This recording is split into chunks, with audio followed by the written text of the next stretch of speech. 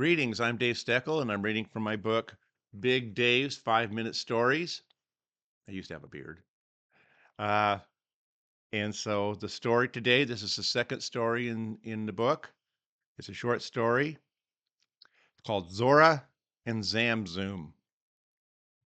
And I've got a little intro in italics here at the top. This is one of the first stories I read for the Swim writers. I live in the little town of Swim, Washington, on the Olympic Peninsula near Port Angeles. Before COVID, we met upstairs in the Sherwood Lodge. At that time, we would have 50 to 70 attend to hear the readings. After COVID, we were not able to return to the Sherwood Lodge. I have no idea if that made any difference, but we have never ever come close to the number of listeners we had before COVID. So, okay, Zorah and Zamzum. 10,000 swords clashed together in one extended ring, long and hard and sharper than the honed edges lining each weapon. The sound reverberated on and on between stone walls not made of human hands. Like stacks of solidified insanity, sheer cliffs rose on each side, boxing in the foot soldiers.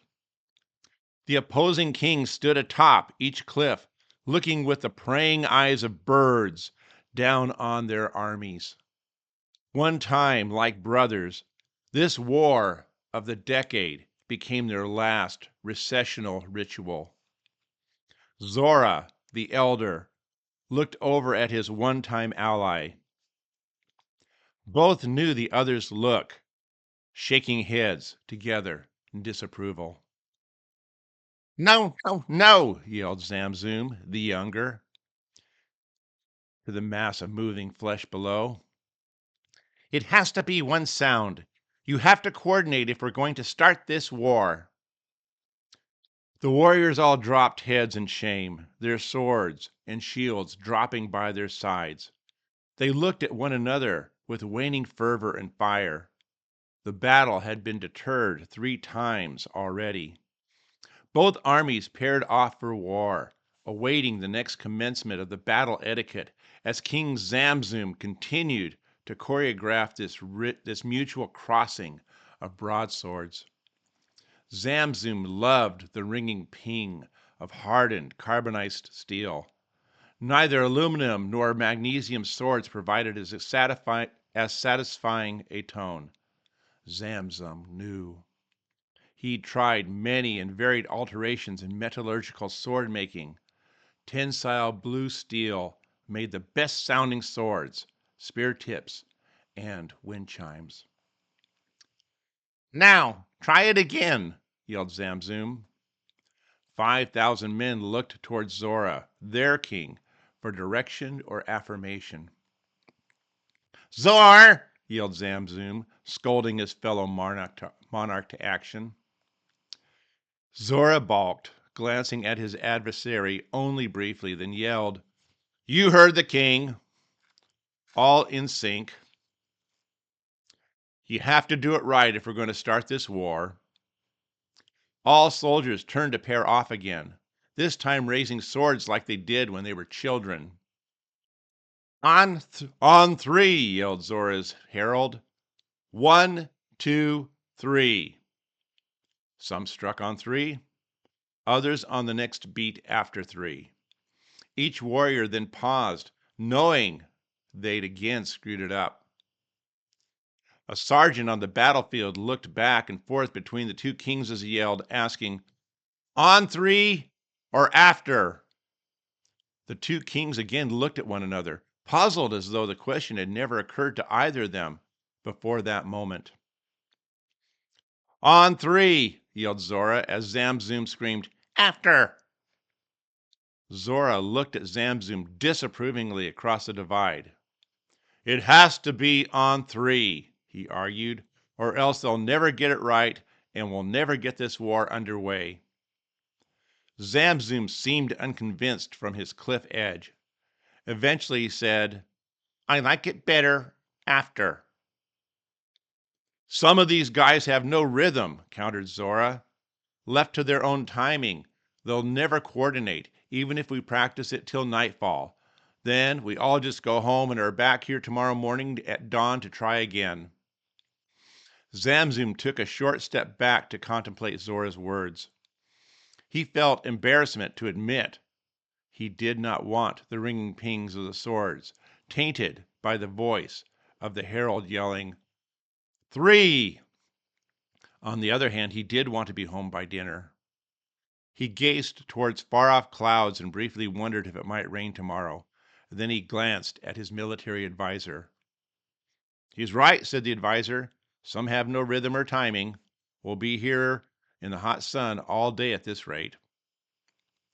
"Do you think it best to go on 3?" "That's not how we rehearsed it yesterday," considered the advisor. "Perhaps try it on 3 first, and if they can't get it after a couple tries, go back to after." Zamzum thought hard a moment, then glanced at Zorah and nodded. "Harold," he muttered, a little small part of him still hoping they'd fail. "On 3, so." "Hear ye!" called the herald atop the cliff. The warriors turned most of their attention cliffward. "We shall start on the count of 3. I shall shout 1, 2, 3, and on 3 all swords will strike, and again the others to begin the competition. Do you have any questions?" If the warriors had any questions, they were virtually ignored. Never a good way to start a war. "Here we go," continued the herald. "Ready! 1, 2, 3!" Most swords crashed, but others trailed. "No, no, no!" stamped King Zamzum. "Again!" ordered the herald. 1, 2, 3. Same response of swords, most striking somewhere in the vicinity of 3, but many still ringing out closer to the afterbeat. "Again!" shouted the herald, glancing over his shoulder towards Zamzum before continuing. "On 3. 1, 2, 3." They got worse. "Again!" Even worse. Another try. Might as well forget it. Zamzum looked over at Zorah. "I get the feeling your men are against starting this war." "Well, but my men," sputtered Zorah. "You're the one who brought the army with only half a heart." "You'll pay for that remark," swore Zamzum, his little fist tightly clenched to his side. "You'll pay with your life and the lives of every person in your sorry little kingdom." King Zorah glared across the narrow chasm at his nemesis. "By every hair on the head of my long-gone father, King Zorro, I will rue those words. You will rue those words to the utmost."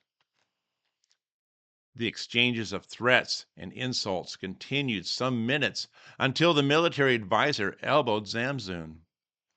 Finishing his sentence calling Zorah a hobbled hairless pony with nary enough teeth to gobble even half a carrot, he glanced over at his advisor, who looked down into the canyon battlefield. 5,000 men headed to the south, the other 5,000 headed to the north. Both kings looked down at the sight with utter astonishment. King Zorah found his voice first. "Men, warriors all, where are you going?" The sound of his voice in the hollow canyon reverberated, adding strength to his question. Still walking, swords sheathed and shields practically dragging on the ground, both armies turned heads and yelled in perfect sync, "Home!" their voices speaking as one. Incredulous, both kings watched a moment longer, then turned to gaze towards one another. Still seething, but deflated, both Zorah and Zamzum shrugged and set off to accompany their departing countrymen. And that is my story, Zorah and Zamzum. So tomorrow, I'm going to be reading a short little 2-pager, not even 5 minutes. It's called Alone and Hungry. Thank you for joining me. God bless you. Take care, and I hope to see you tomorrow.